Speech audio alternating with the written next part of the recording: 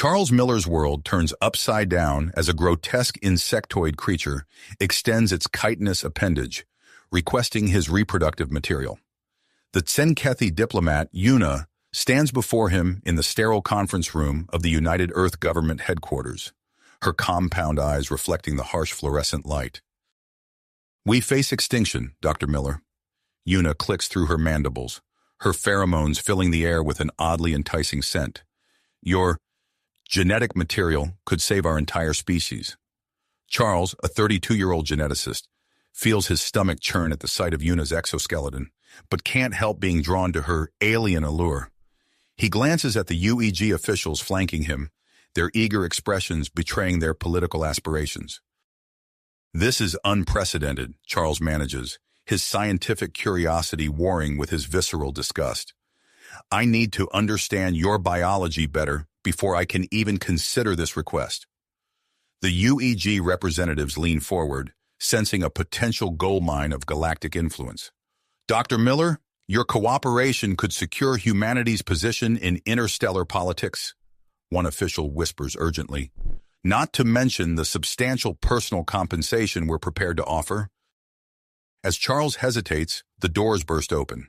A team of Tsenkethi scientists scuttle in, their claws clutching data pads filled with genetic charts and reproductive diagrams. They surround Charles, chittering excitedly about their species' unique metamorphosis process. "Our offspring temporarily adopt characteristics of the non-Tsenkethi parent," one scientist explains, projecting a hologram of a horrifying human-insect hybrid. Charles recoils, his scientific fascination now tinged with horror. Outside the building, protesters gather, their angry chants penetrating the conference room windows. "Bugs off our planet!" they shout, waving signs depicting crossed-out insects. Charles feels the weight of their xenophobic fury pressing down on him. His colleagues' faces flash through his mind, their warnings about ethical concerns and genetic sovereignty ringing in his ears. The scientific community's division on this issue mirrors his own internal struggle. Suddenly, alarms blare throughout the building. Security personnel rush in, their faces grim. "Dr. Miller, we've intercepted a transmission," one guard announces breathlessly. "The Vorax have agents on Earth. They're coming to stop you from helping the Tsenkethi." Charles's heart races as he realizes he's now at the center of an interstellar conflict. The Tsenkethi delegation surrounds him protectively, their alien features now seeming less repulsive in the face of a common enemy. As chaos erupts around him, Charles locks eyes with Yuna. In that moment, he knows his decision will shape not only the fate of the Tsenkethi, but potentially the future of human-alien relations. With the weight of two species on his shoulders and danger closing in, Charles takes a deep breath, preparing to give his answer that could change the course of galactic history.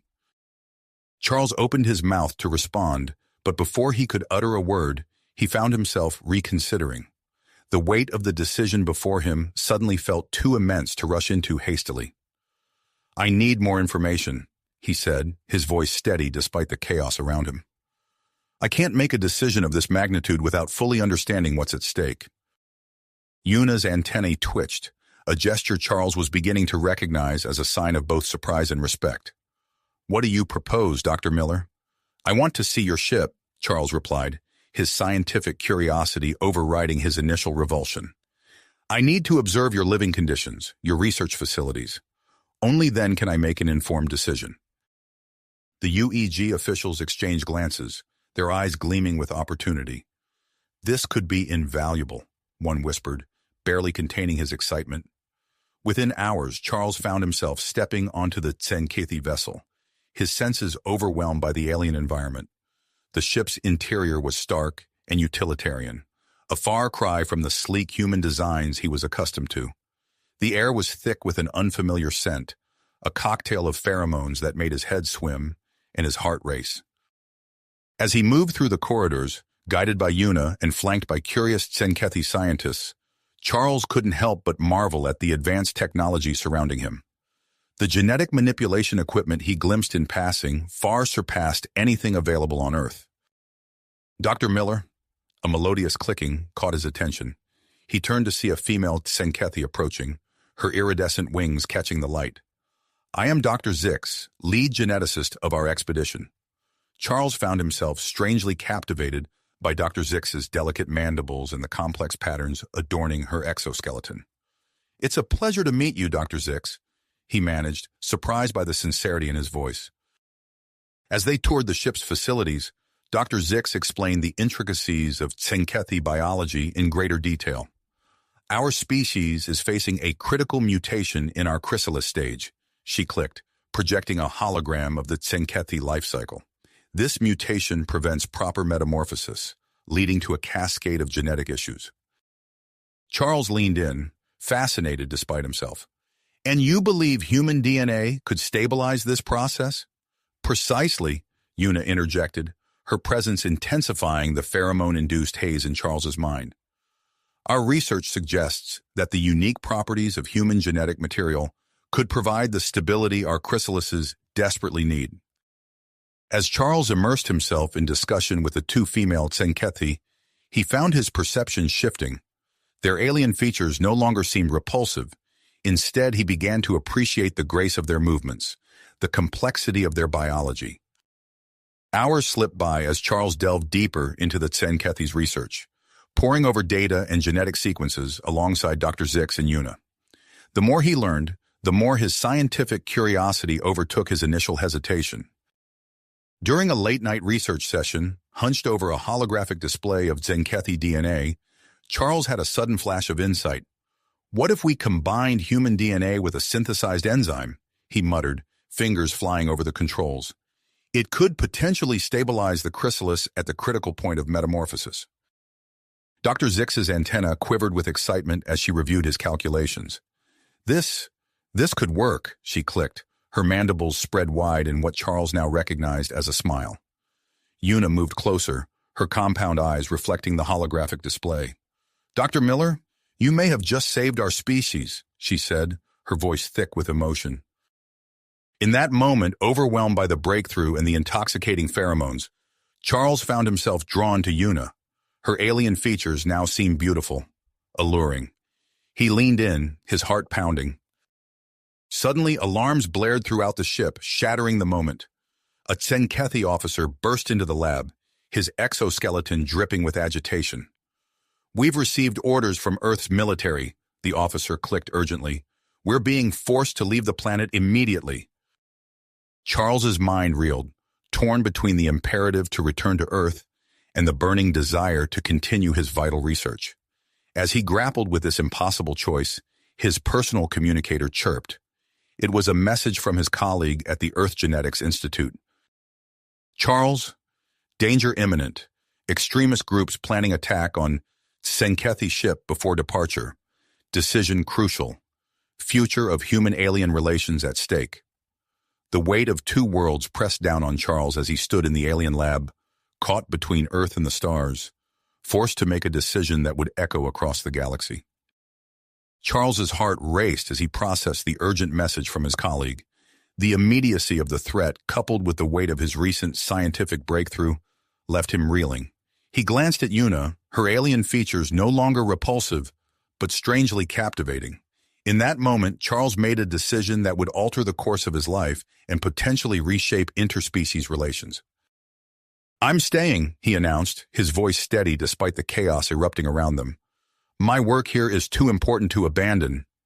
Una's antennae quivered with what Charles now recognized as a mix of surprise and gratitude. Before she could respond, the ship lurched violently, sending them stumbling against the lab equipment.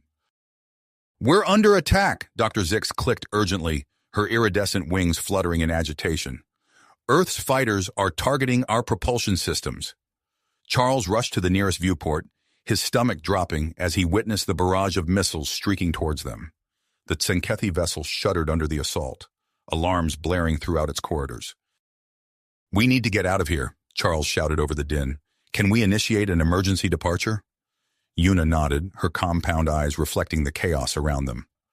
Follow me to the bridge, she instructed, leading Charles and Dr. Zix through the twisting corridors of the ship. As they ran, Charles felt the deck plates vibrating beneath his feet. The ship's engines whined in protest as the Tsenkethi crew attempted to break free from Earth's orbit. They burst onto the bridge, a cavernous chamber filled with holographic displays and chittering crew members. "Status report," Una demanded, taking command of the situation. A Tsenkethi officer responded, his mandibles clicking rapidly. "Propulsion systems severely damaged. We're stranded in the upper atmosphere." Charles's mind raced, recalling fragments of information about alien technology he'd gleaned during his brief time aboard. "I might be able to help," he offered, surprising himself with his own boldness. Una turned to him, her pheromones intensifying in response to the crisis. "What do you propose, Dr. Miller?" Charles approached a nearby console, his fingers hovering over the alien interface. "If we reroute power from the non-essential systems and recalibrate the quantum flux regulators, we might be able to generate enough thrust for a controlled descent." Dr. Zix's antennae perked up.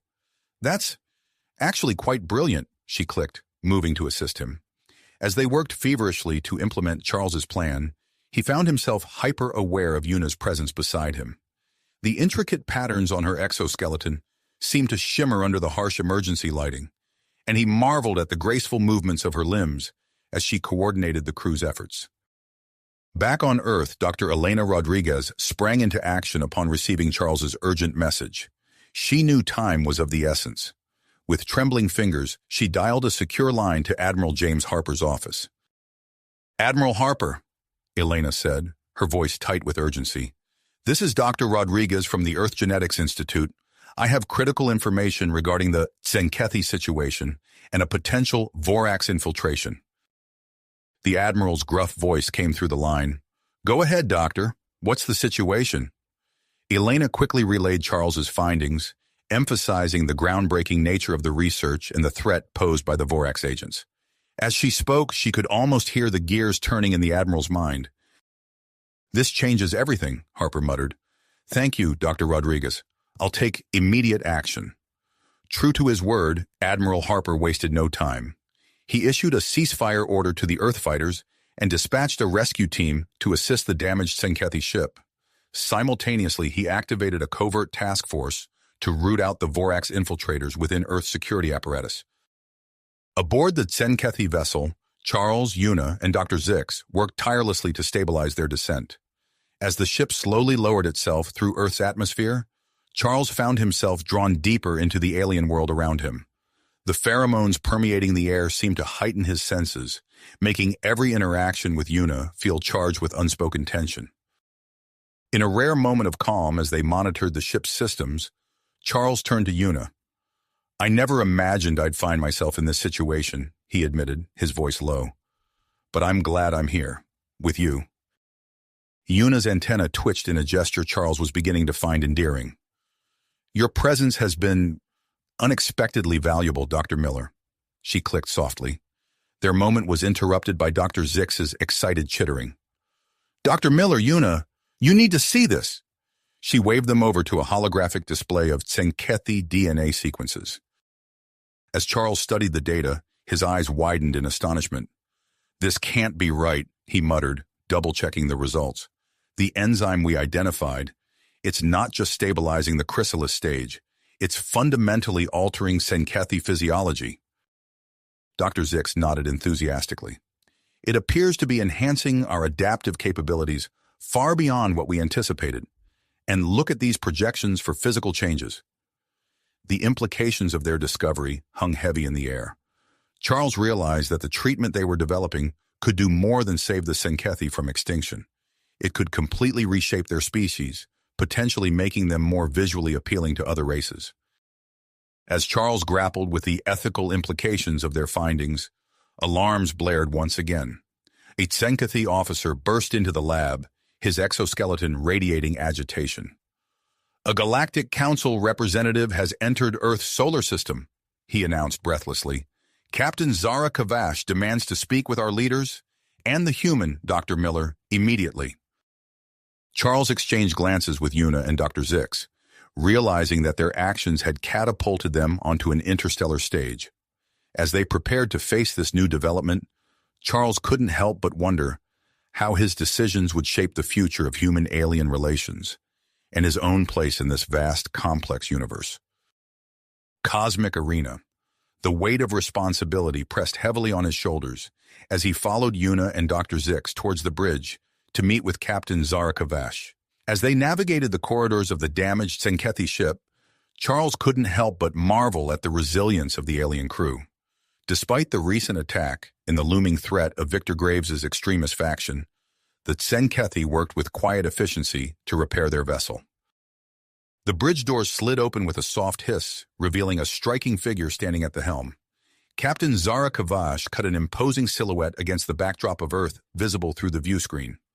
Her blue-tinted skin seemed to shimmer with bioluminescent patterns, and her piercing gaze fixed on Charles as he entered. "Dr. Miller?" Kavash's voice carried a hint of an otherworldly resonance. "I've been briefed on your unconventional decision to remain aboard. Your assistance has been noted by the Galactic Council." Charles straightened his posture, acutely aware of Yuna's presence beside him. "Thank you, Captain. I believe our research here is crucial not only for the Tzenkethi, but potentially for interspecies relations as a whole." Kavash's expression remained impassive as she turned to address Dr. Zix. "What's the status of your genetic research?" Dr. Zix's antennae quivered with excitement as she activated a holographic display.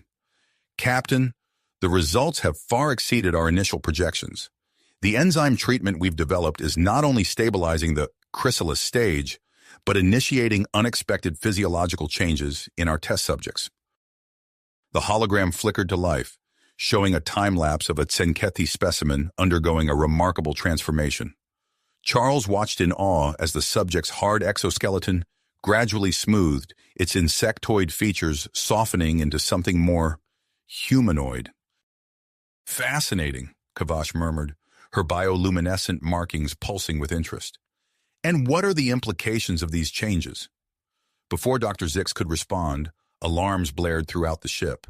A Tzenkethi officer rushed to a nearby console, his mandibles clicking rapidly as he relayed information.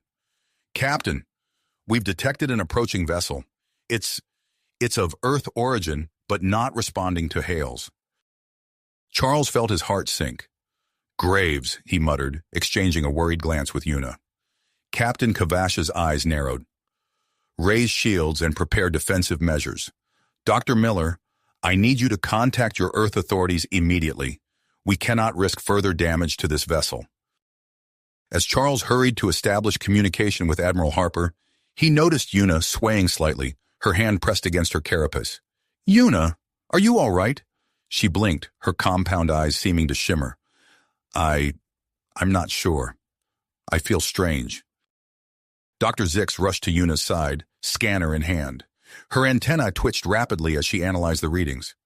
"Captain, the enzyme treatment, it's affecting Yuna at an accelerated rate. Her physiology is changing as we speak." Charles watched in astonishment as Yuna's features began to shift before his eyes. Her hard exoskeleton softened, her compound eyes morphing into larger, more expressive orbs. The sight filled him with a mix of awe and concern. Captain Kavash's voice cut through the chaos. "Dr. Zix, your assessment?" The Tzenkethi scientist's mandibles quivered as she replied, "Captain, I believe a direct genetic exchange between Dr. Miller and Yuna could provide invaluable data. It might be our best chance at perfecting the treatment and saving our species." Kavash's bioluminescent patterns flickered rapidly, betraying her internal conflict. After a moment of tense silence, she nodded. "Proceed with the exchange, but make it quick. We don't know how long we have before Graves' ship reaches us." As Dr. Zix led Charles and the rapidly changing Yuna towards the medical bay, the ship shuddered under the first impacts from Graves' weapons. Emergency lights bathed the corridors in an eerie red glow, and the sound of Tzenkethi crew members rushing to battle stations filled the air. In the medical bay, Charles found himself lying on a biobed next to Yuna, whose transformation had progressed even further. Her once alien features now held an almost ethereal beauty, a perfect blend of Tzenkethi and human characteristics. "Charles," Yuna's voice was soft, yet filled with perseverance. "Are you ready?" He reached out, grasping her hand, no longer chitinous but smooth and warm. "Together," he replied, his heart racing with a mixture of fear and anticipation. As Dr. Zix initiated the genetic exchange procedure, Charles felt a strange tingling sensation spreading throughout his body. He turned his head, his gaze locked with Yuna's newly formed eyes. In that moment, as their DNA intertwined and Graves' attack intensified outside, Charles realized that the fate of two species, and perhaps the future of interstellar relations, now rested in their hands. The medical bay trembled with another impact, and Charles saw a flash of concern cross Dr. Zix's features. The genetic exchange continued, each moment stretching into an eternity as Charles felt himself changing at the cellular level. Through it all, he held onto Yuna's gaze, finding strength in the depths of her evolving eyes. The genetic exchange continued, each moment stretching into an eternity as Charles felt himself changing at the cellular level. Through it all, he held onto Yuna's gaze, finding strength in the depths of her evolving eyes. Suddenly, a violent tremor shook the medical bay, far more intense than the previous impacts. Alarms blared as emergency lights flashed, bathing the room in an eerie red glow. Dr. Zix's antennae twitched frantically as she rushed to a nearby console. "Hull breach in the laboratory section," she chittered urgently. "Emergency force fields are activating, but—" Her words were cut off by a deafening roar as the ship's compromised structure gave way. The sudden decompression sent equipment flying across the room, and Charles felt a sharp tug as his connection to Yuna was forcibly severed. He caught a fleeting glimpse of her wide, panicked eyes before his vision blurred and darkness engulfed him. Charles drifted in and out of consciousness, aware of a strange tingling sensation coursing through his body. Fragments of sound and sensation reached him, the hiss of escaping air, the urgent clicks and chirps of Tsenkethi voices, and a persistent throbbing ache that seemed to emanate from every cell in his body. When he finally managed to force his eyes open, Charles found himself being half-carried, half-dragged through the ship's corridors by two Tsenkethi crew members. The world around him seemed distorted, as if he were viewing it through a shimmering heat haze. He tried to speak, to ask about Yuna, but his mouth wouldn't cooperate.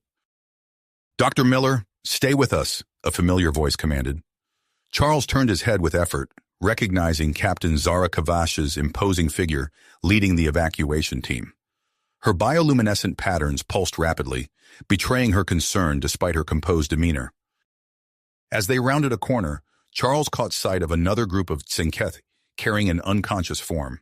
His heart leaped as he recognized Yuna, but something was different. Her once rigid exoskeleton had softened, taking on an almost pearlescent sheen. Her features, while still distinctly alien, had become more fluid, more human. Charles raised his hand to his face, surprised by the effort it took.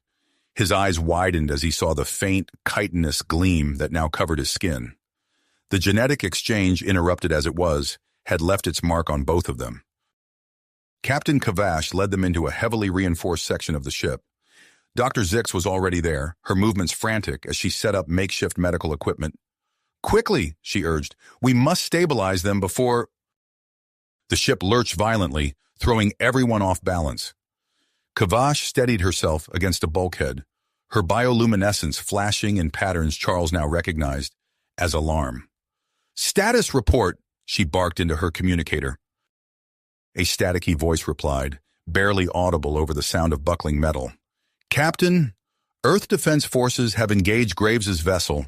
The resulting battle is—" The transmission cut off abruptly as another impact rocked the ship.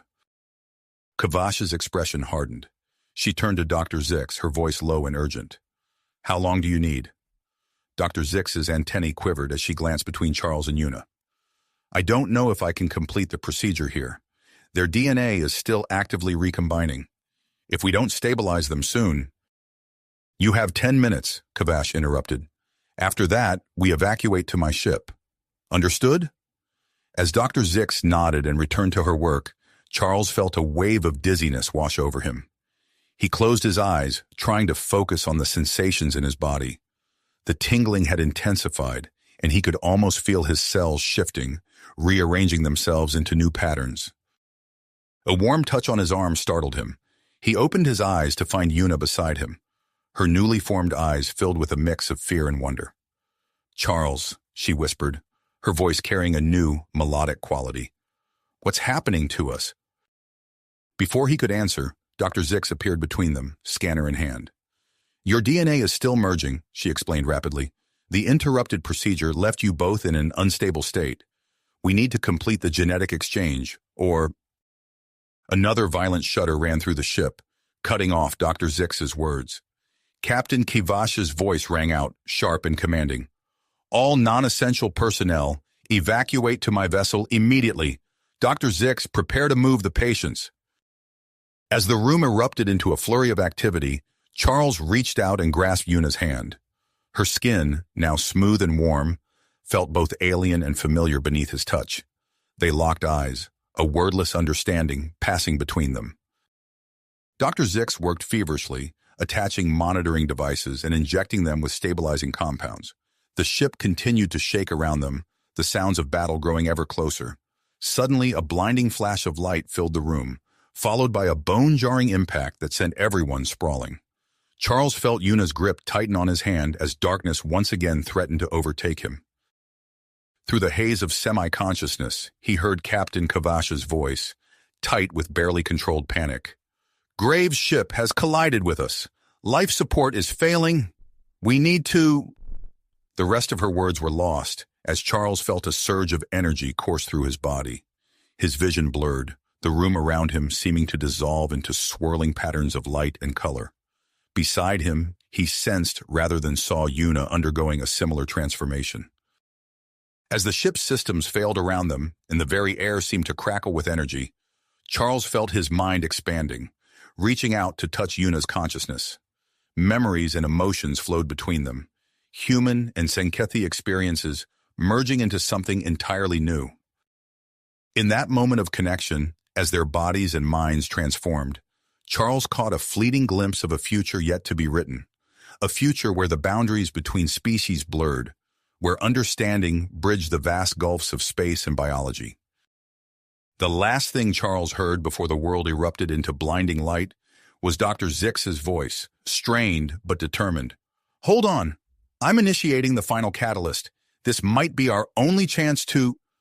Then everything went white, and Charles felt himself dissolving, merging, becoming something more than he had ever been before. In that instant of transformation, as the ship disintegrated around them, he knew that whatever emerged from this cosmic crucible would change the course of history forever.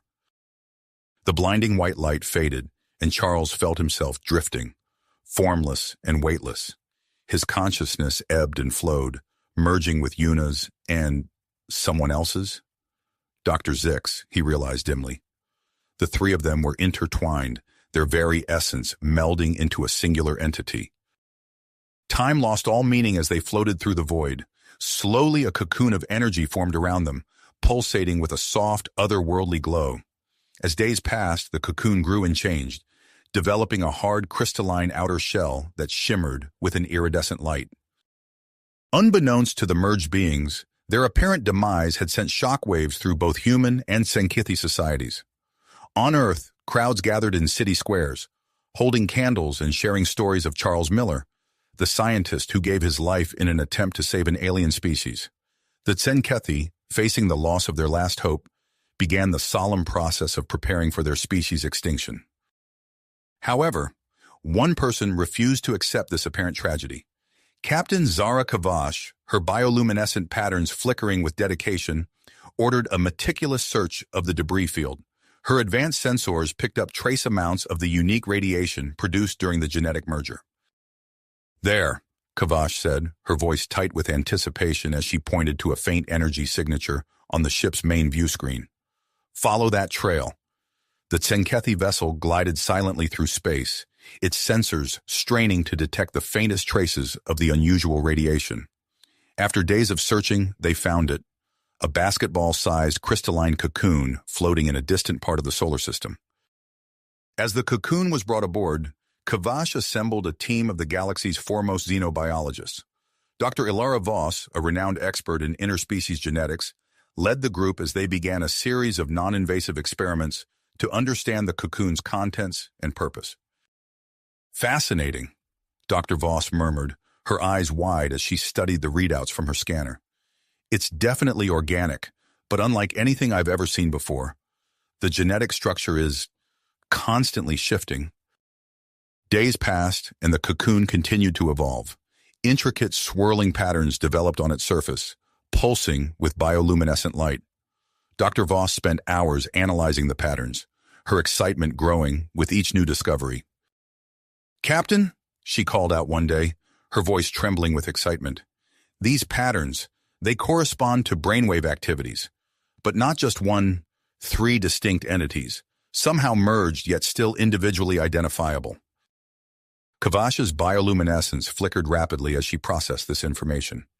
"Are you saying that Miller, Una, and Dr. Zix might still be alive in there?"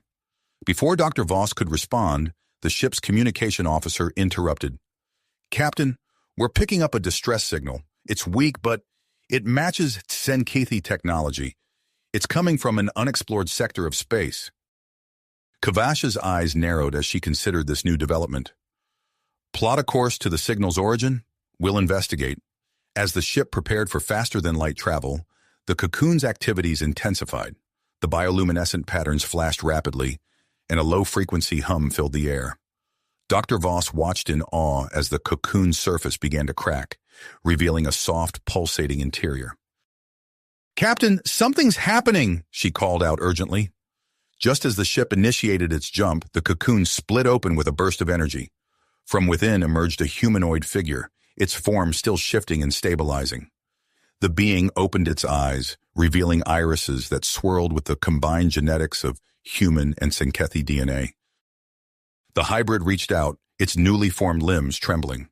As its hand made contact with a nearby console, the ship's systems went haywire. Alarms blared as the faster-than-light drive fluctuated wildly. "Drop out of FTL now!" Kavash ordered, her voice cutting through the chaos. As the ship shuddered to a halt, the hybrid being spoke, its voice a strange amalgamation of Charles, Una, and Dr. Zix's tones. "The key to survival lies in unity," it said in an unknown language that somehow everyone understood. Suddenly, a massive surge of energy emanated from the hybrid, engulfing the ship. The crew braced themselves as reality seemed to twist and bend around them. When the disorientation passed, they found themselves in orbit around an unknown planet, the source of the mysterious Tsenkethi distress signal. Kavash stared at the view screen, her bioluminescence pulsing rapidly. "Where are we?" she demanded, the hybrid being turned its swirling eyes towards her, a look of wonder and purpose on its face. "Where we need to be," it replied, its voice resonating with the wisdom of 3 merged consciousnesses. "The answers we seek, they're down there." As the crew scrambled to make sense of their new situation, the hybrid being moved towards the view screen, its gaze fixed on the mysterious planet below. The future of both humanity and the Tsenkethi hung in the balance, with the key to their survival waiting to be discovered on the surface of this unknown world. The unknown planet loomed large on the screen, its surface a tapestry of blues, greens, and swirling cloud patterns. As the crew scrambled to make sense of their new situation, Zarluna moved closer to the display, its newly formed eyes fixed on the world below. "Fascinating," Dr. Voss breathed, her gaze alternating between the readouts on her scanner and the hybrid being before her. "Your physiology is still stabilizing, but it's unlike anything I've ever seen." Zarluna turned to face the xenobiologist, its iridescent skin shimmering under the ship's lights. When it spoke, its voice carried echoes of Charles, Una, and Dr. Zix, blended into a melodious timbre. We are Zarluna now, and we know this place." Captain Kavash's bioluminescent patterns flashed with curiosity. "You recognize this planet? How is that possible?" Zarluna's large, expressive eyes swirled with a mix of confusion and certainty. "Not recognition, instinct. The answers we seek are down there. We must go." Kavash considered for a moment, her antennae twitching as she weighed her options. Finally, she nodded. "Assemble a landing party. Dr. Voss, you'll accompany us. And Zarluna, if you're able, we could use your insight." As the team prepared for descent, the ship's sensors detected a massive structure on the planet's surface, the source of the mysterious Tsenkethi distress signal. the landing shuttle cutting through the atmosphere, revealing a lush landscape teeming with life. They touched down near the structure, a towering edifice of gleaming metal and crystalline spires that seemed to grow organically from the surrounding terrain. As the team disembarked, Zarluna's bare feet touched the soil, and a visible shudder ran through its body. "The Earth here. It remembers," Zarluna murmured, its voice filled with wonder. Dr. Voss scanned the area, her eyes widening at the readings. "Captain, this entire region is saturated with trace elements found in Tzenkethi biology. But the concentrations and arrangements, they're like nothing in our current records." The team cautiously approached the structure, its entrance sealed by an intricately patterned door. Zarluna stepped forward, placing a hand on the cool surface. The door hummed to life, patterns of light racing across its surface, before it slid open with a soft hiss. Inside, they found themselves in a vast atrium, its walls lined with dormant holographic projectors and data terminals. As they moved deeper into the facility, systems began to power up around them, responding to their presence. "This is incredible," Dr. Voss exclaimed, examining a nearby console. "This appears to be an ancient Tzenkethi outpost, but the technology, it's centuries ahead of anything we've encountered." Zarluna moved with purpose through the facility, drawn by an unseen force. The hybrid being approached a central terminal, its hands hovering over the controls. We can access this. The knowledge is within us." As Zarluna interfaced with the system, holographic displays sprang to life around the room.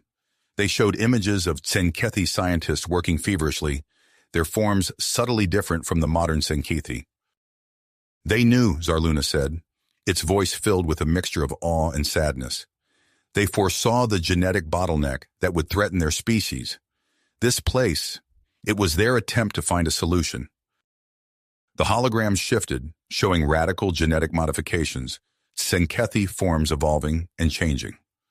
Dr. Voss watched in fascination, her mind racing with the implications. They developed a process to evolve beyond their insectoid form, she realized. But why abandon it? Zarluna's eyes flickered as it processed more information. Political pressure, fear of change. The project was shut down, but not before they... The hybrid's words trailed off as a massive door at the far end of the chamber began to open. Beyond it lay a vast hall filled with rows upon rows of stasis pods, each containing a Tzenkethi in various stages of genetic modification.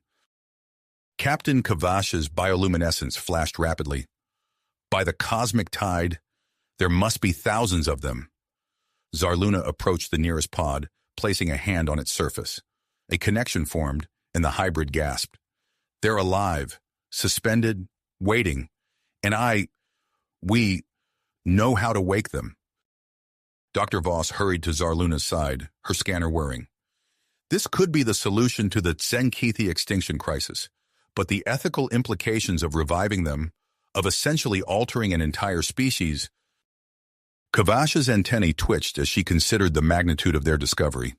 "We need to inform Earth and the Galactic Council immediately. This changes everything." As the captain moved to contact her ship, Zarluna remained connected to the stasis pod. The hybrid's body began to shimmer, its form shifting subtly as it attuned itself to the ancient Tzenkethi technology. Dr. Voss noticed the change, her scientific curiosity warring with concern. "Zarluna, your physiology, it's adapting again. Are you all right?" Zarluna turned to face her, its eyes now swirling with newfound knowledge and purpose. "We are becoming more. The key to both species' survival lies in unity, in the merging of paths, and it begins here, with them." The hybrid gestured to the thousands of sleeping Tzenkethi, its voice resonating with the combined wisdom of its three original selves.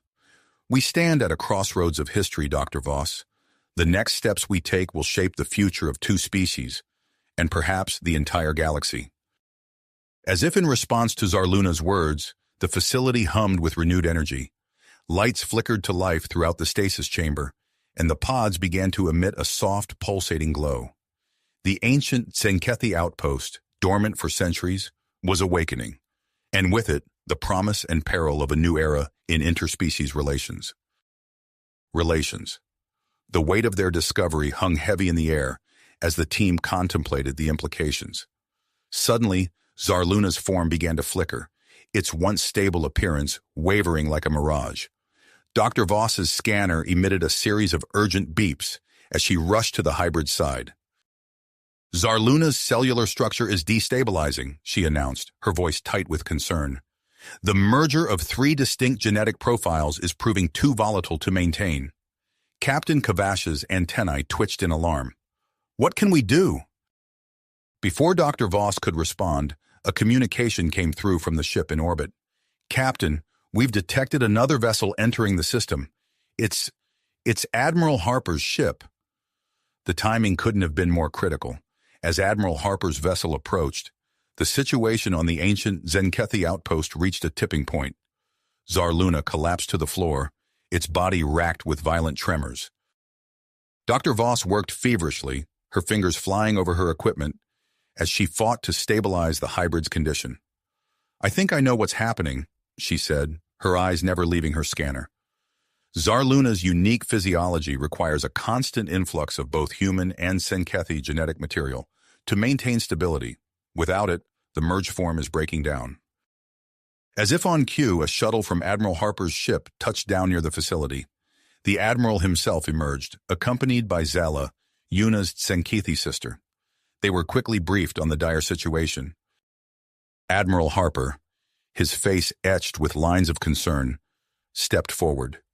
"If human DNA is needed, I volunteer to be the donor." Zala, her bioluminescence pulsing with a mix of emotions, nodded in agreement. "And I will provide the Zenkethi genetic material, for my sister and for our species." Captain Kavash wasted no time. "Prepare the genetic recombination chamber," she ordered, gesturing towards a sealed room that the ancient Zenkethi scientists had used for their experiments. "We'll need to act quickly." As the team rushed to make preparations, more stasis pods began to activate. The modified Zenkethi within stirred, their forms a striking blend of insectoid and humanoid features. They emerged, disoriented but curious, adding an air of uncertainty to the already tense atmosphere. Inside the recombination chamber, Dr. Voss calibrated the equipment with practiced precision. "This procedure is highly experimental," she warned as Harper, Zala, and the weakened Zarluna took their positions. "The energy field will extract and combine genetic material from all 3 of you. It will be intense." With a nod from Kavash, Dr. Voss initiated the process. A shimmering energy field enveloped the trio, and the air crackled with power. Harper gritted his teeth, his face contorted in discomfort as he felt the pull on his very cells. Zala's bioluminescence flared erratically, her chitinous exoskeleton creaking under the strain. At the center of it all, Zarluna's form began to pulse with light. Its body shifted and reshaped, incorporating elements from both Harper and Zala. The hybrid's consciousness expanded, momentarily linking with the minds of its genetic donors. In that instant of connection, Harper and Zala were assaulted by vivid visions of potential futures. They saw worlds where humans and Zenkethi lived in harmony, their strengths complementing each other. They glimpsed technological marvels born from the union of their 2 species' knowledge. But they also saw the challenges, the fear, the prejudice, the struggle for identity that such a merging would bring. Outside the chamber, the effects of the procedure rippled outward.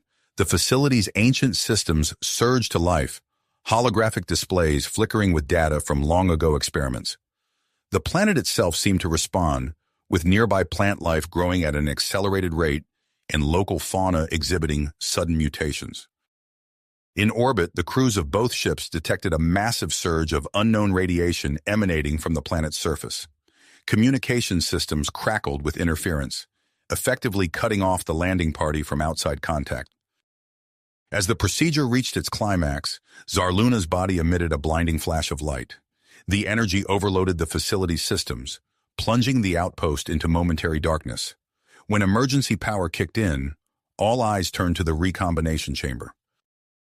The door slid open, releasing a cloud of steam. From within emerged Zarluna, transformed. Its body now displayed a perfect balance of human and Zenkethi traits, stable and radiating with newfound vitality.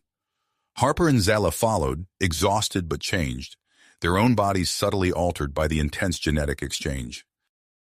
Before anyone could fully process what had occurred, alarms blared throughout the facility. Captain Kavash's communicator crackled to life, the message barely audible through the interference.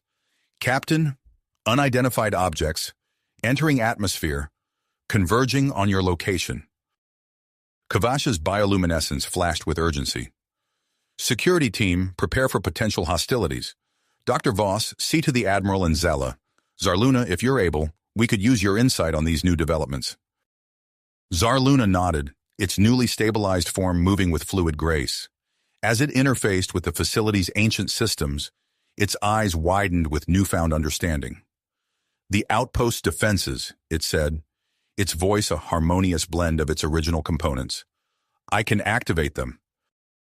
As the unknown vessels drew nearer, tension mounted among the diverse group gathered in the outpost.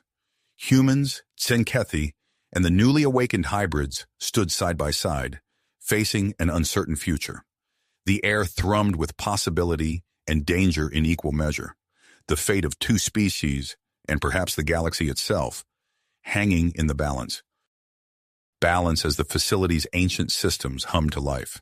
Zarluna's eyes glowed with newfound intensity as it interfaced with the outpost's defense network. Its fingers danced across holographic interfaces, decrypting millennia-old security protocols with ease. Suddenly, the hybrid's expression hardened. Vorax ships, Zarluna announced, its voice a harmonious blend of its three original selves. They're entering the atmosphere, converging on our location. Captain Kavash's bioluminescence flashed in alarm. How many? At least a dozen, Zarluna replied, its form shimmering as it processed the incoming data. Their energy signatures match those of the vessels that attacked the Tsenkethi on Earth. Admiral Harper stepped forward, his body still tingling from the genetic recombination. We need to mount a defense. What resources do we have? Zarluna's fingers flew across the ancient controls. The outpost has a shield generator, activating now. A low hum resonated through the structure as an iridescent energy barrier materialized around the facility. Outside, the approaching Vorax ships unleashed a barrage of weapons fire. The shield flickered but held, each impact sending tremors through the ground. The shields are holding, Zarluna reported, its body tensing with each hit. But the power drain is substantial. We need to counterattack. Admiral Harper nodded, his military instincts kicking in. What about offensive capabilities? Zarluna's eyes widened as it accessed deeper levels of the outpost systems. There's an array of energy cannons hidden beneath the surface. I can bring them online. As Zarluna worked, Zela organized the newly awakened modified Tsenkethi. Their evolved forms moved with fluid grace as they took up positions at secondary control stations throughout the facility. We'll coordinate with Zarluna, Zela announced, her bioluminescence pulsing with dedication. Our evolved minds are well-suited to interfacing with this technology. The ground rumbled as massive cannons emerged from hidden silos. Streams of concentrated energy lanced into the sky, striking the Vorax ships with pinpoint accuracy. Two of the alien vessels erupted in flames, spiraling towards the planet's surface. Captain Kavash turned to her communications officer. We need reinforcements. Try to break through the interference and contact our ship. As the battle intensified, the air around the outpost began to shimmer. The energy released by the weapons exchange interacted with the lingering effects of Zarluna's stabilization process.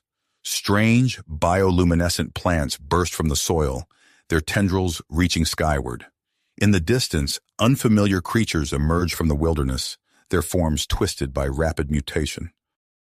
Zarluna gasped, its body momentarily destabilizing. Something's happening, it said, its voice strained. I can feel everything. The hybrid's consciousness expanded, forming a telepathic link with the modified Tsenkethi. Their minds merged into a collective network, enhancing their coordination and response time. Admiral Harper watched in awe as the defenders moved with impossible synchronicity. We need to level the playing field, he said, turning to Dr. Voss. Can you use the genetic modification technology on human volunteers? Give us the ability to join their mental network? Dr. Voss hesitated, her scientific curiosity warring with caution. It's risky, but possible. The effects would be temporary, but intense. "I'll go first," Harper said, stepping towards the recombination chamber. As Dr. Voss prepared the equipment, a massive shadow fell over the outpost. A Vorax command ship, dwarfing its escorts, descended through the atmosphere. Its weapons systems charged, preparing to unleash a strike that would overwhelm the ancient shields. Zarluna's form flickered, its body struggling to channel the immense energies flowing through it. "I'm going to attempt to infiltrate their systems," it announced, its voice echoing with the thoughts of the entire collective. As Zarluna's consciousness reached out towards the Vorax ship, Admiral Harper emerged from the recombination chamber. His eyes glowed with an inner light, his mind now linked to the hybrid network. Human and Tsenkethi thoughts flowed together, a unified force against the alien threat. The fate of two species hung in the balance as Zarluna delved deeper into the Vorax command ship's core. Ancient secrets and shocking revelations awaited, promising to reshape the very nature of the conflict. But with each passing moment, the strain on Zarluna's body increased, threatening to tear the hybrid apart at the molecular level. Time was running out. The Vorax command ship loomed ever closer, its weapons primed to deliver a devastating blow. Zarluna pushed harder, its consciousness split between maintaining the outpost's defenses, coordinating the hybrid force, and unraveling the mysteries hidden within the alien vessel's computers. In this moment of crisis, the future of human-Tsenkethi relations, and perhaps the galaxy itself, rested on Zarluna's ability to unlock the truth before its body gave out. The hybrid's form pulsed with energy, a living conduit between worlds, races, and possibilities yet unknown. Unveiled, the hybrid's consciousness expanded further, brushing against an unexpected presence within the Vorax command ship's systems. Zarluna's eyes widened, its form flickering as it processed the startling information. "Wait!" Zarluna called out, its voice resonating through the mental network. "There's more to this than we realized." Admiral Harper, his mind now linked to the hybrid network, felt the urgency in Zarluna's thoughts. "What is it?" Zarluna's form pulsed with energy as it relayed the information. "The Vorax. They're not just attacking out of hatred. They're desperate. Their species is facing a genetic crisis even worse than the Tsenkethis." Captain Kavash's bioluminescence flashed with surprise. "Are you certain?" "Yes," Zarluna confirmed, its body straining under the effort of maintaining multiple connections. "Their aggression is a last-ditch attempt to acquire our genetic technology. They believe it's their only hope for survival." Admiral Harper's expression hardened with commitment. He turned to his communications officer. "Open a channel to the Vorax command ship. Use Zarluna's connection to bypass their barriers." As the channel opened, Harper's voice rang out clear and steady. "This is Admiral Harper of the United Earth Fleet. We are aware of your situation. I propose an immediate ceasefire. In exchange, we offer to share our genetic technology to aid your species." The response was not immediate. Tense seconds stretched into minutes as the Vorax command ship considered the unexpected offer. Finally, a gruff voice crackled through the comm system. "This is Commander Vex of the Vorax Imperium. We accept your offer of ceasefire. For now." As weapons fire ceased on both sides, Dr. Alara Voss's voice cut through the momentary relief. "Admiral, Zarluna's vital signs are critical.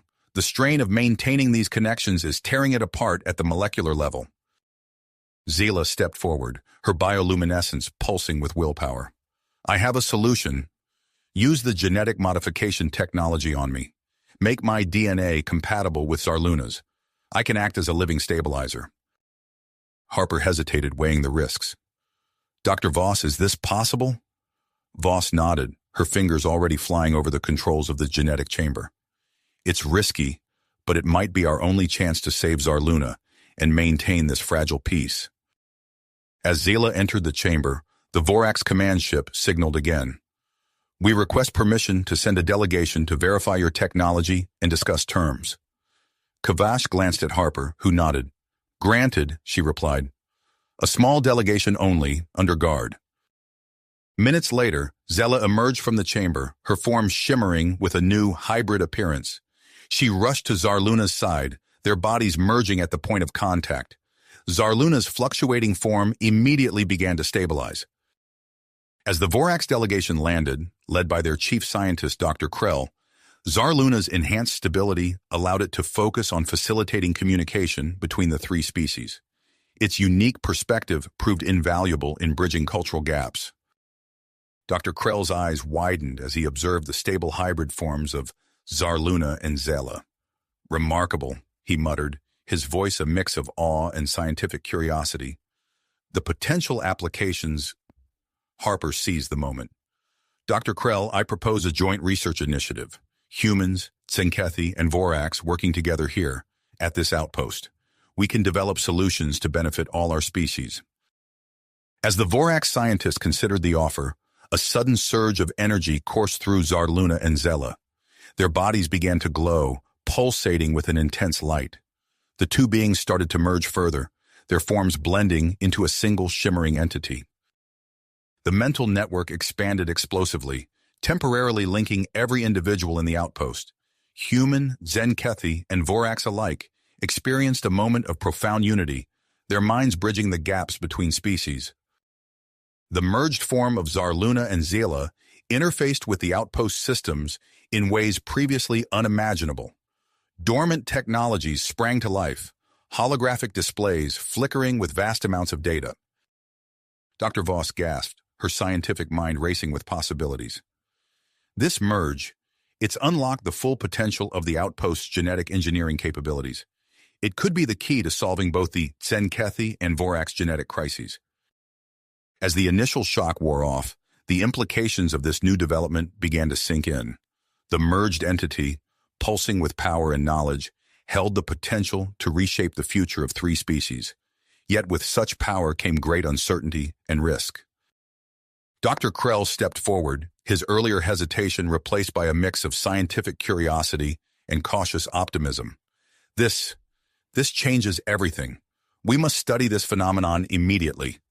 Admiral Harper nodded, his mind still reeling from the brief moment of interspecies connection. "Agreed, but we must proceed carefully. The power we're dealing with here could have far-reaching consequences for all our peoples." As the humans Tsenkethi and Vorax gathered around the merged entity, the air thrummed with possibility. The ancient outpost, once a relic of a forgotten past, now stood as a beacon of potential cooperation and scientific advancement. The merged consciousness of Zarluna and Zela pulsed with energy, its form shifting and stabilizing as it adapted to its new state of being. Through the lingering connection of the mental network, those present could sense the vast knowledge and understanding flowing through the hybrid entity. With tensions eased and the immediate threat of conflict averted, all eyes turned to the shimmering form at the center of the outpost. The next steps taken here would shape the future of not just three species, but potentially the entire galaxy. Galaxy! The merged entity's radiance filled the room, casting everything in an ethereal glow. Suddenly, the being's form began to shift and coalesce, taking on a more defined shape. "I am Zarxela," the entity announced, its voice a harmonious blend of Zarluna and Zela's. "And I now understand the full potential of this outpost." Zarxela's luminous form moved towards the central console, its body seeming to phase through solid matter. As it made contact with the ancient Tsenkethi technology, the entire facility hummed to life. Hidden panels slid open, revealing previously concealed chambers and laboratories. The walls themselves seemed to reconfigure, expanding the space within the outpost. Admiral Harper watched in amazement as holographic displays burst into existence around them, filling the air with streams of complex genetic data. "Incredible," he breathed, his mind still reeling from the lingering effects of the mental network. Dr. Alara Voss hurried to one of the newly activated consoles, her fingers flying over the controls as she tried to make sense of the flood of information. "This is beyond anything we've ever seen," she said, her voice filled with awe and scientific excitement. "Zarxela is accessing genetic databases that must have been hidden for millennia." Dr. Krell, the Vorax scientist, stepped forward, his earlier caution replaced by intense curiosity. "The genetic structures displayed here? They could be the key to solving our species crisis, he said, his eyes darting from one holographic readout to another. As Zarxella continued to interface with the outpost systems, the mental network connecting all present individuals strengthened. Humans, Tsenkethi, and Vorax alike found themselves experiencing flashes of shared memories and emotions. The lingering animosity between the species began to fade, replaced by a growing sense of understanding and empathy. Captain Kavash's bioluminescence pulsed with a mix of emotions as she received glimpses of Vorax history through the network. I had no idea your people had suffered so much, she said, turning to Dr. Krell with newfound compassion. The Vorax scientist nodded solemnly. Just as we did not understand the depths of the Tsenkethi's genetic plight, he replied, his gruff voice softening. This shared experience, it changes everything. As the connections between the three species deepened, Zarxella's form began to pulse with increasing intensity. The hybrid entity manipulated the holographic displays with astonishing speed, combining ancient Tsenkethi knowledge with recent human advancements and unique Vorax perspectives. Zarxella's developing some kind of new genetic therapy, Dr. Voss announced, her eyes widening as she interpreted the data streaming across her screen. It's revolutionary. This could address the genetic issues facing both the Tsenkethi and the Vorax. Admiral Harper stepped closer to the shimmering form of Zarxella, noticing subtle fluctuations in its radiance. Is the entity stable? He asked, concern evident in his voice. Dr. Voss frowned, quickly running a series of scans. No, she said, her tone grave. The merger of Zarluna and Zala has created an incredibly powerful being, but its physical form is highly unstable. The strain of accessing and processing all this information is taking a toll. Dr. Krell moved to another console, his long fingers dancing across the alien interface with surprising dexterity. We need to find a way to stabilize Zarxella, he said, his scientific mind already racing with possibilities. The knowledge it possesses, the breakthroughs it's making, we can't risk losing this. Admiral Harper nodded, his military training kicking in as he assessed the situation. We need to form an interspecies research team immediately, he said, looking around the room at the assembled humans, Tsenkethi, and Vorax. We'll pool our knowledge and resources to support Zarxella and ensure the safety of all involved. Dr. Krell's eyes lit up at the suggestion. The Vorax command ship is equipped with advanced medical technology, he offered. I can have it brought down to the surface to assist in our efforts. As the impromptu research team began to assemble, Zarxella's form flickered violently, causing the holographic displays to waver. Dr. Voss rushed to the hybrid entity's side, her hands hovering helplessly over its pulsating form. We need to act fast, she called out, her voice tight with urgency. Zarxella's body is becoming increasingly unstable. The merger of Zarluna and Zala was never meant to be permanent. After a moment of intense concentration, Dr. Voss's eyes widened with realization. I think I know what we need to do, she said, turning to face the others. Zarxella requires genetic material from all three species, human, Tsenkethi, and Vorax. It's the only way to stabilize its form and complete the genetic therapy it's developing. Admiral Harper stepped forward without hesitation. I volunteer to provide the human genetic material, he said, his voice firm with drive. One of the awakened modified Tsenkethi moved to join him. I will represent our species, it announced, its bioluminescence pulsing with willpower. All eyes turned to Dr. Krell. The Vorax scientist hesitated for a moment, his internal conflict visible on his alien features. Finally, he nodded. I will contribute the Vorax genetic material, he said, his voice filled with a mix of trepidation and hope. For the sake of all our peoples. As the volunteers prepared themselves, Dr. Voss and her hastily assembled team readied a specialized chamber within the outpost. The ancient Tsenkethi technology, now fully awakened and augmented by Zarxella's influence, hummed with power. Admiral Harper, the modified Tsenkethi volunteer, and Dr. Krell entered the chamber, joining the flickering form of Zarxella.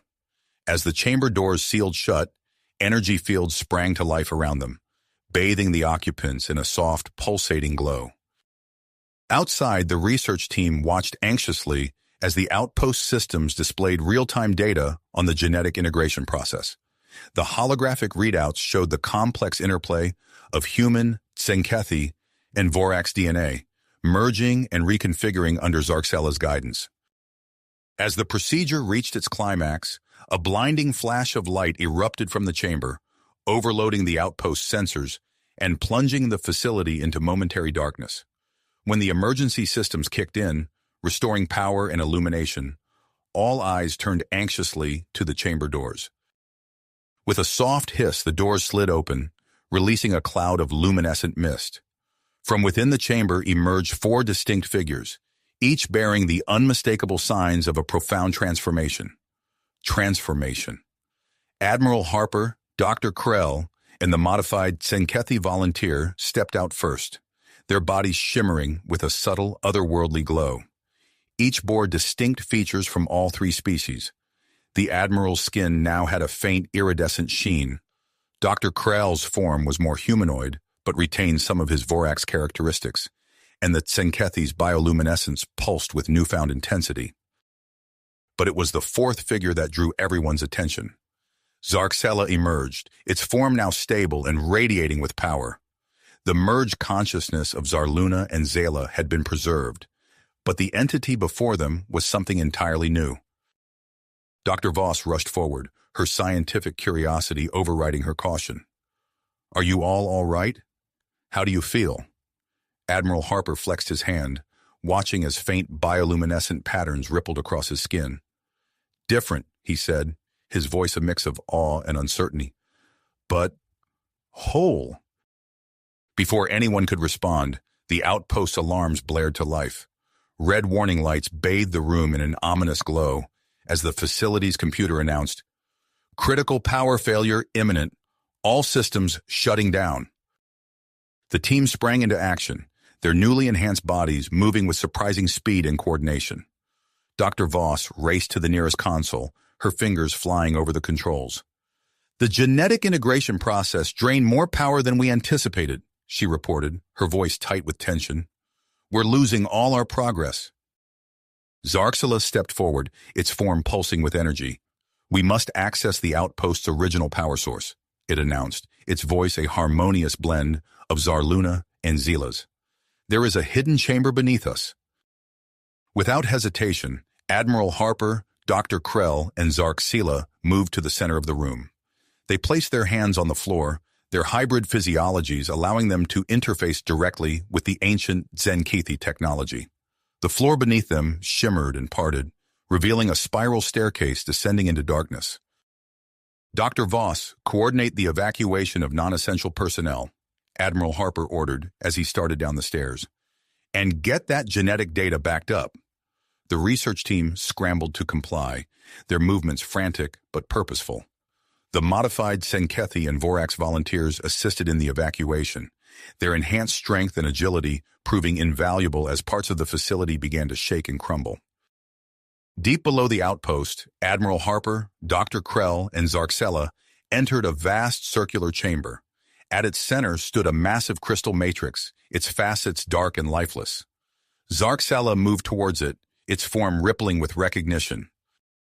"This is the heart of the outpost," Zarxella explained, its hands hovering over the crystal's surface. "But it has been dormant for millennia." Dr. Krell examined the surrounding equipment, his hybrid mind quickly grasping the complex Tsenkethi technology. "We need to reactivate it," he said, his voice urgent. "But how?" Zarxella's form pulsed as it accessed the combined memories and knowledge of Zarluna and Zayla. "There is an activation sequence," it announced. "We must decipher it quickly." As Zarxella worked to crack the code, Admiral Harper and Dr. Krell used their new abilities to interface with the surrounding systems. Their hybrid physiologies allowed them to form a bridge between the ancient technology and the modern systems above. The chamber shuddered as another tremor rocked the outpost. Dust and debris rained down from the ceiling, and the distant sound of collapsing structures echoed through the air. "Hurry!" Admiral Harper urged, his enhanced senses picking up the increasing instability above them. Zarxella's form flickered intensely as it processed the final pieces of the activation sequence. "I have it," it announced triumphantly. The entity initiated the power-up sequence, its energy flowing into the crystal matrix. For a moment, nothing happened. Then a faint glow began to emanate from the crystal's core. Dr. Voss's voice crackled over their communicators, strained and filled with static. "Whatever you're doing, it's not enough. We're losing power faster than we can reroute it." Dr. Krell analyzed the situation, his hybrid mind processing the data at incredible speed. "The matrix requires a massive influx of bioelectric energy to fully activate," he concluded. Without a word, the four hybrid beings formed a circle around the crystal. They joined hands, their bodies creating a living circuit. As one, they began to channel their combined life force into the matrix. The strain was immediate and intense. Their bodies trembled with the effort, and Admiral Harper felt as if his very essence was being drawn into the crystal. Dr. Krell's form flickered, threatening to destabilize. Zarksella's radiance dimmed, its merged consciousness struggling to maintain cohesion. Just as it seemed they would be consumed by the process, the crystal matrix flared to life. Brilliant, multicolored light exploded outward, bathing the chamber in its radiance. Energy surged through their bodies and up into the outpost above. The four hybrids collapsed to the ground, their forms smoking slightly from the intense energy transfer. As they struggled to regain their senses, they felt a new connection forming, not just between themselves, but with the outpost itself. Admiral Harper staggered to his feet, helping Dr. Krell up as Zarksella's form stabilized. "Status report," he called into his communicator, his voice hoarse. Dr. Voss's reply came through clearly, filled with relief and excitement. "Power has been restored to all systems. The facility is stabilizing and... Wait, there's more. New systems are coming online. Technology we didn't even know existed." As they made their way back to the main level of the outpost, Admiral Harper, Dr. Krell, and Zarksela could feel the change in their bodies. The energy transfer had further altered their physiology, deepening their connection to each other and to the ancient facility around them. They emerged into a transformed outpost. Holographic displays filled the air with streams of data, and previously hidden chambers had opened, revealing advanced laboratories and equipment. The research team moved about with renewed purpose, their faces alight with the possibilities that now lay before them. Dr. Voss rushed to meet them, her eyes wide with amazement. "The genetic therapy data is secure, and we're already seeing results beyond our wildest expectations," she reported. "But that's not all. We're receiving transmissions from Earth, the Tsenkethi homeworld, and Vorax colonies. They're sending ships, hundreds of them, all carrying volunteers for the treatment." Admiral Harper nodded, a smile spreading across his face. "Then we'd better get to work," he said, looking at his fellow hybrids. "It seems our journey is just beginning."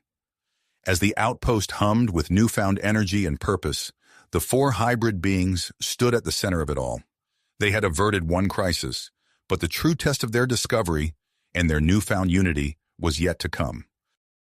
You have reached the end of the story. If you enjoyed this story and want to support us, please leave a like and subscribe to our channel, and for every comment that says 88, I will heart every single one of them. Thank you for your time.